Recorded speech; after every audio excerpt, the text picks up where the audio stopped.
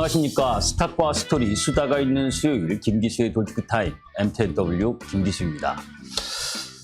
자, 이제 내일 모레면 구정 연휴가 시작을 합니다. 새해 복 많이 받으시고, 오늘부터 대만은 휴장이고 또 다음 주에는 중국 시장들이 휴장을 보입니다. 그러니까 오늘과 이번 주 부분부터 시작을 해서 다음 주까지는 연휴 장세 때문에 큰 방향성을 못 하고 있는 시장 흐름이죠. 자, 그런 가운데에서 우리 여러분들도 다 아시지만 3,300포인트에 갔었던 주식 투자가들 그 분들이 지금 종합주가지수 2,366포인트 라인에서 수익을 보고 계신 분들은 참 쉽지가 않죠. 그런데 경제방송 부분에 있어서는 매번 종목 올라간 종목 자랑하고 하는 부분, 그런데 실제 투자가분들의 계좌 부분은 그렇게 올라가지 못하는 안타까움, 그런 상황 속에서 지난주 우리 금통위에서 또 금리를 인상을 했습니다. 자, 가장 힘들 때 도움이 되지 않는 곳이 은행이죠. 그죠? 돈 빌릴 필요가 없을 때는 빌리라 그러다가도 정말 필요할 땐 잘 빌려주지 않는 데가 또 은행이고, 또 은행 부분에 있어서 지난해 이자 수익으로 44조 9천억을 수익을 봤다고 합니다. 이자 외 수익은 9조 5천억이고요. 뭐 수익이 많이 난 걸 뭐라고 이야기하고 싶지는 않습니다. 그런데 그 어려운, 특히 2030 세대나 이런 경제적으로 취약한 층 부분에 있어서 대출이자의 이런 흐름 부분들을 성과급 잔치로 하는 부분들은 참 설 앞둔 부분에 있어서 상대적 박탈감을 느낄 수 있는 부분들이 있다라고 하는 부분하고, 또 이런 부분도 있었죠. 카카오 내근을 시키면서, 그죠? 식당 부분에 1,000원만 내면 라면에 포식할 수 있는 흐름, 그죠? 카카오 작년에 물려서 지금 고생하시는 분들, 그죠? 직원들에게 급여를 많이 주고 복지를 많이 한다는 건 결국 수익성이 악화될 수 있다는 우려고, 주가 고점에서 물린 우리 개인 투자가들은 무슨 죄입니까? 잠시 후에 본격적으로 김기수 돌직구 타임을 시작하도록 하겠습니다.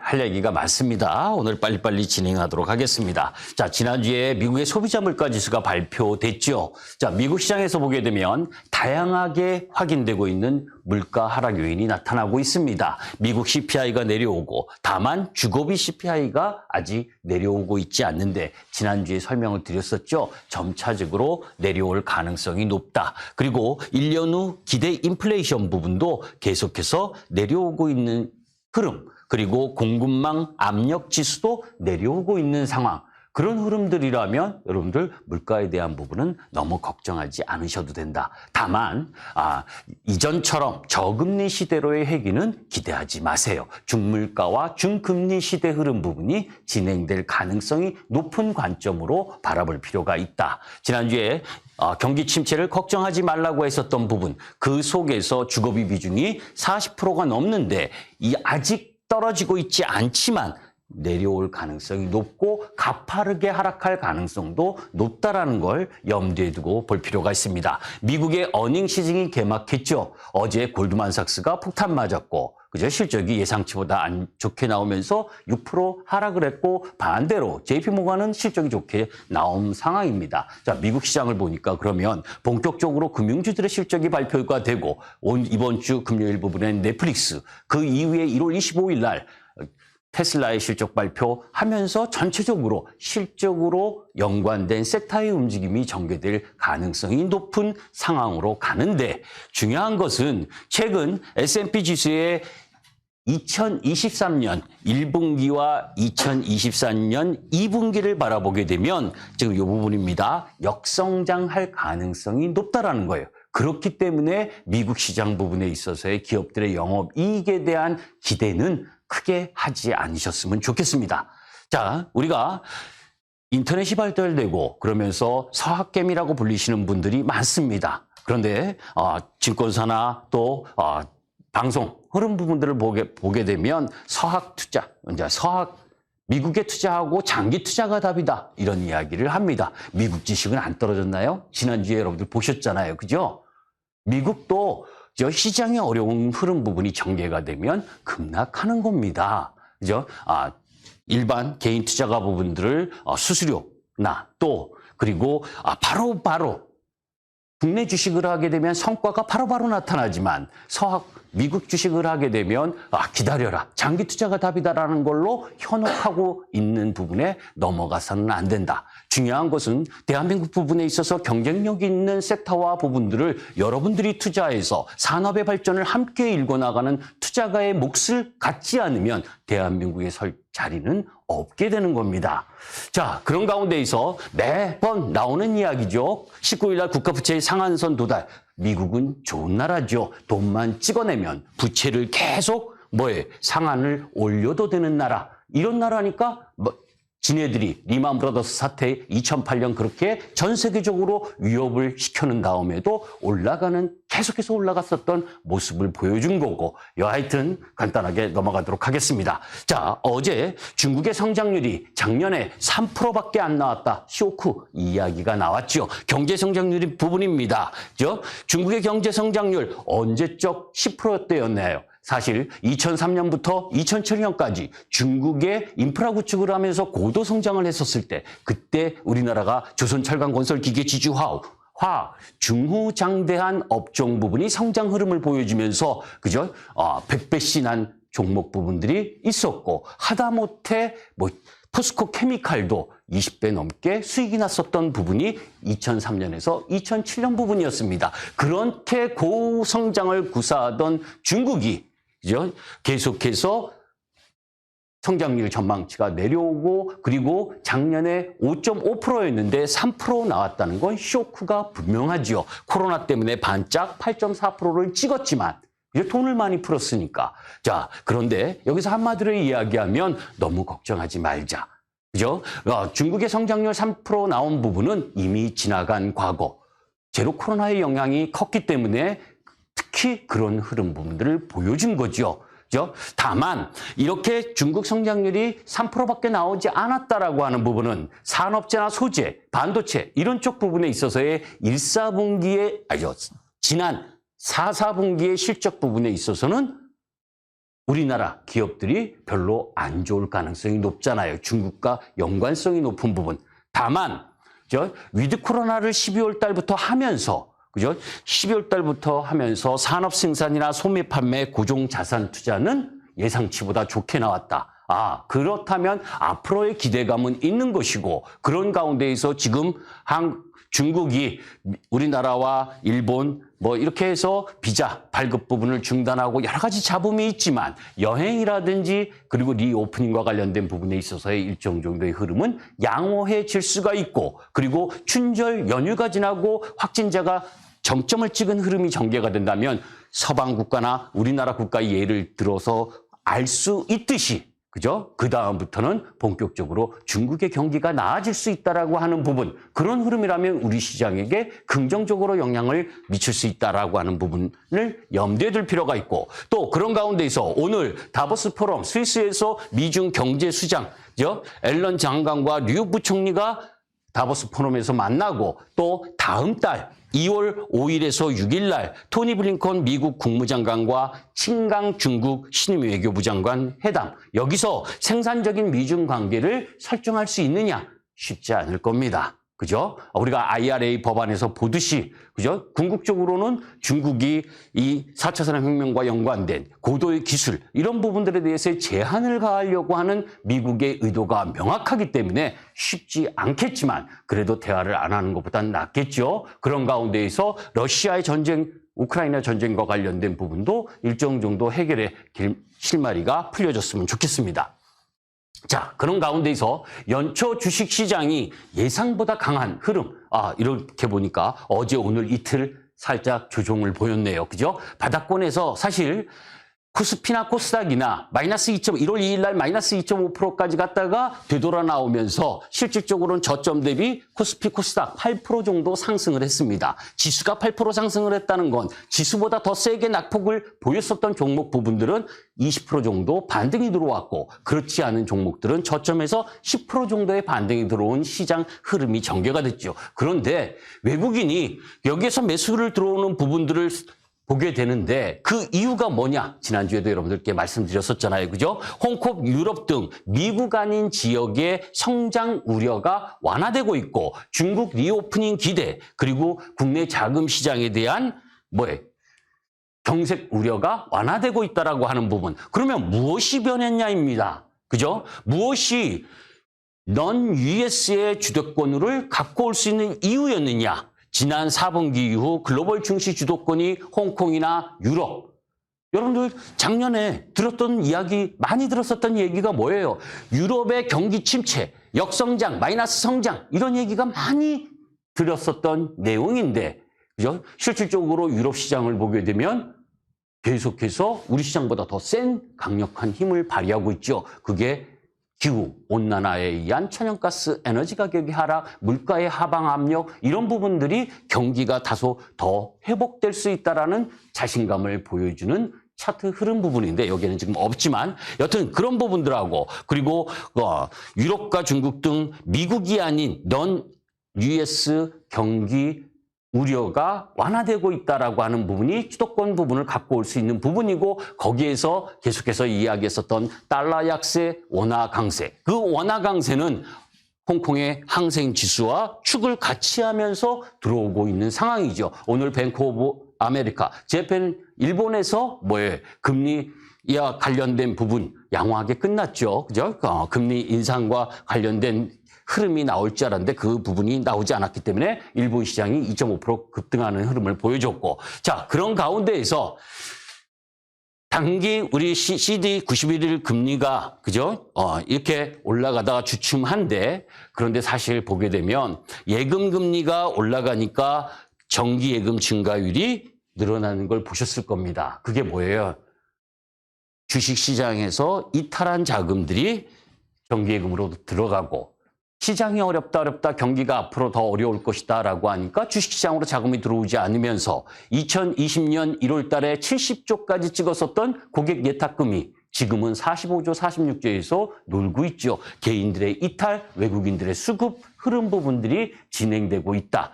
결국 증시 영향력이 확대되는 외국인 순매수가 나타나고 있다는 겁니다. 아직도 누적으로 보면 개인들 매수세가 크죠. 원체 2020년에 2021년 많이 매수세가 들어왔으니까. 그런데 여기서 보게 되면 외국인 매도세가 조금씩 줄어들고 있는, 누적으로는 줄어들고 있고 올해 매수하고 있다는 겁니다. 2020년 외국인들이 24조 5천억을 매도를 했고 2021년에 25조, 약 50조를 2020년과 2021년에 매도를 했어요. 그 고점에서 다 받아낸 게 누굽니까?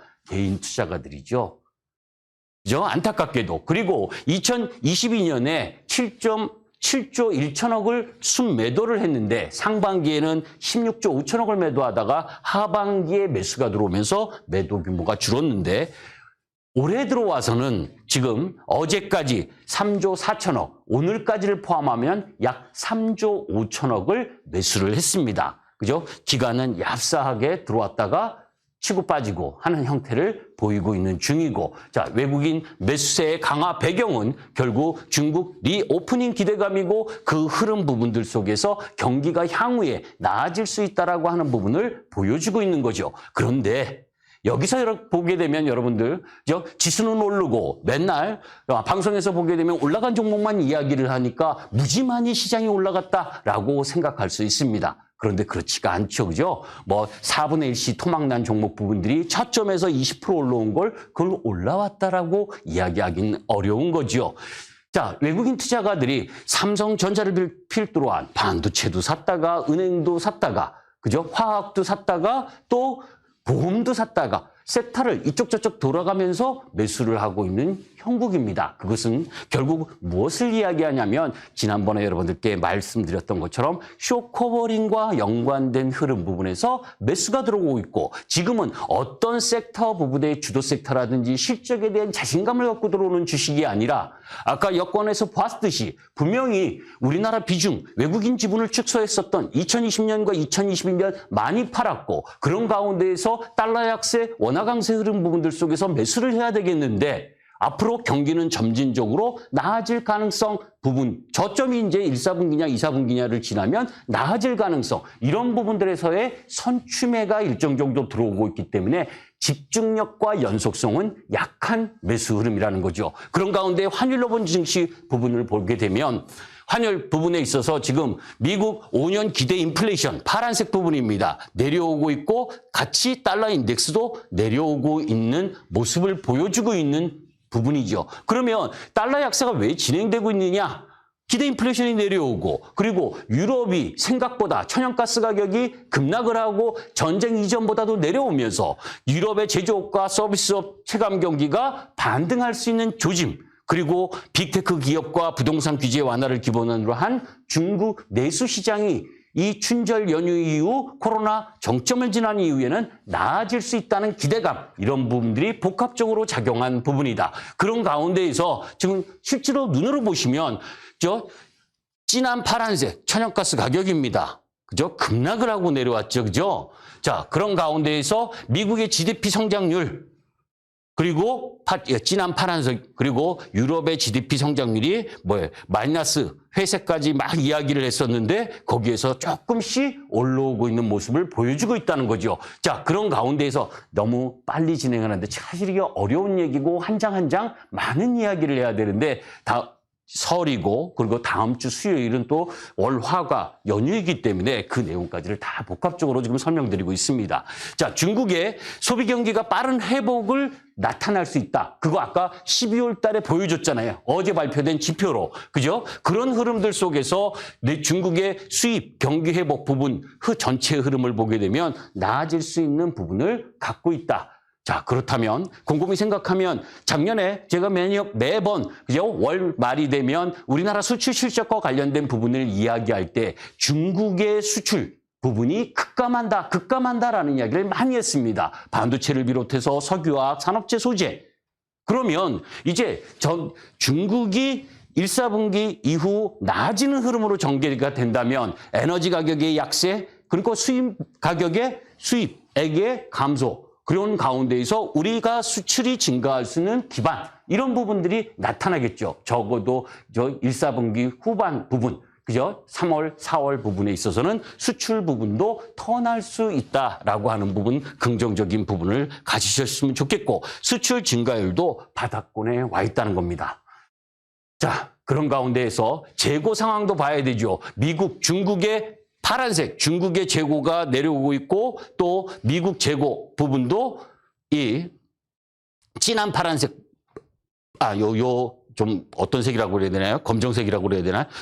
내려오고 있는 상황이에요. 정점을 치고 내려오고 있다는 거예요. 그죠? 여기서 턴한 부분이 이제 어느 시점이냐, 그거를 예상하는 부분의 애널리스트들의 보고 흐름 부분으로 보게 되면 1사분기 후반이나 2사분기 초반 부분이다. 그죠? 자, 그런 가운데에서 우리가 항상 여러분들이 들으시면 거래량 대금과 거래 대금 바닥, 이쪽 부분은 주가의 바닥이라는 이야기를 많이 합니다. 자, 짧게 보지 마시고 길게 한번 볼 필요가 있습니다. 열화와 같이, 그죠? 2021년 1월 달 삼성전자가 10만 전자니 뭐니 하면서 난리치면서 포모 현상이 날 때, 그죠? 이렇게 거래 대금이 증폭되었다가 이제 정상적인 부분까지 내려와 있는 상태죠. 2018년, 19년, 20년 초반 라인 부분까지 내려와 있는 상태입니다. 그 과열 부분이 전혀 없는 상황이라는 거죠. 자, 2023년 상반기 순이익 비중 증가 예상 섹터 부분은 어디냐? 4, 4분기 실적은 삼성전자, 그죠? 하이닉스, 삼성전자와 LG전자 실적을 보면서 여러분들이 별 볼 일 없다는 거 알고 계실 거고, 분명한 건 4, 4분기 실적 이후에 1, 4분기와 2, 4분기에 나아질 쪽이 어디냐. 그 순위를 보니까 자동차, 반도체, 화학, 증권, 철강 이쪽 부분이 나아질 가능성이 높다. 자, 미국 시장에서 그러면 섹터상 무엇이 지금 최고 강하냐? 여러분들도 알고 계시겠지만 다우지수는 웬만큼 반등을 했는데 나스닥 지수는 반등을 해도 시원치 않습니다. 그 이유를 명확히 아셔야죠. 그죠?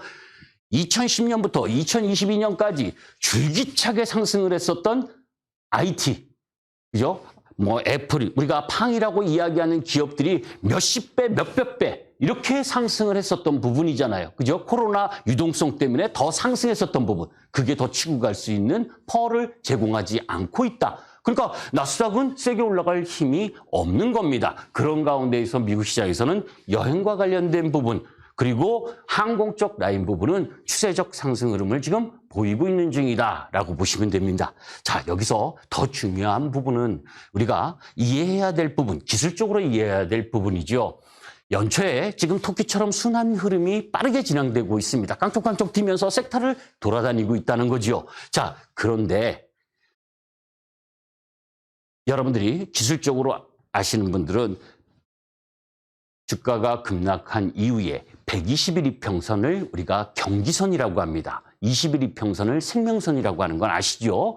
120일 이평선까지 지금 리바운딩 되는 섹터 낙폭과대 흐름이 전개되고 있다는 거예요. 그 이후에 1, 4분기 실적과 4, 4분기 실적 발표와 맞물리면서 실적 우위의 섹터 부분이 주도 섹터로 나타나는 겁니다. 그 예를 보이려고 종목마다를 한번 갖고 왔는데, 자, 이제 코스피하고 코스닥 보시면 이 회색 부분이 뭐예요? 200일 이평선, 파란색 부분이 120일 이평선입니다. 코스피는 120일 이평선까지 반등을 했죠. 코스닥은 120일 이평까지 반등을 못했습니다. 그만큼 코스닥이 뭐예요? 밑에 있다는 거죠. 삼성전자, 현대차도 120일 이평선 라인 부분까지 반등을 도모하려고 하는 형태. 삼성전자는 돌아 나왔다는 거예요. 그게 뭐냐?